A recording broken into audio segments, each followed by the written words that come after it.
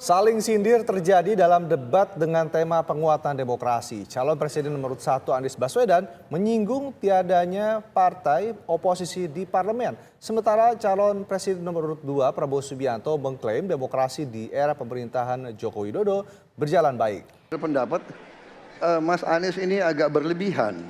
Mas Anies mengeluh tentang demokrasi ini dan itu dan ini. Mas Anies dipilih jadi gubernur DKI menghadapi pemerintah yang berkuasa.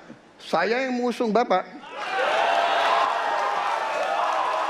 Ya, sementara itu calon presiden nomor urut 3 yakni Ganjar Pranowo menyatakan penguatan partai politik ini menjadi prioritas untuk menjalankan sistem pemerintahan. Tapi percayalah begini, yang pertama tidak ada demokrasi tanpa partai politik. Tidak ada, suka tidak suka mau tidak mau. Dan fungsi partai politik itu adalah agregasi, sumber rekrutmen kader, pendidikan politik.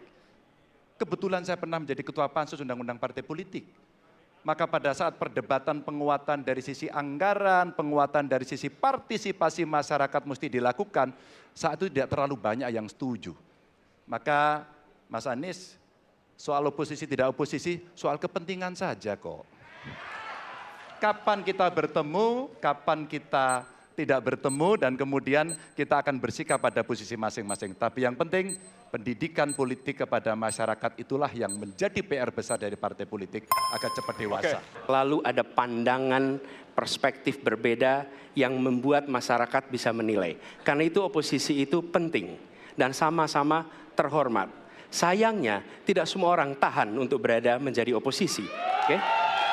Seperti sampaikan Pak Prabowo tidak tahan untuk menjadi oposisi.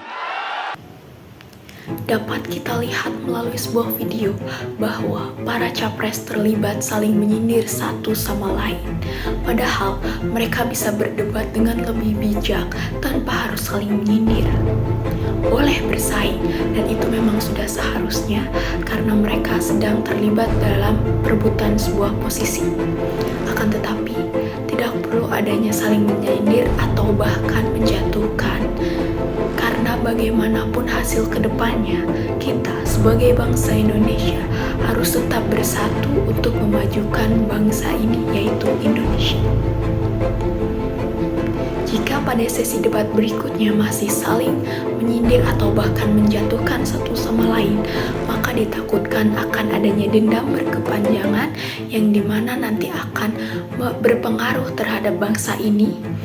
Dan bagi para pendukung paslon masing-masing, hal itu juga bisa dijadikan contoh dan hal itu dapat membuat perpecahan di antara sebuah kelompok.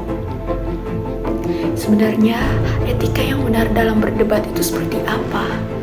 Apakah kita harus saling menyindir satu sama lain atau bahkan saling menjatuhkan?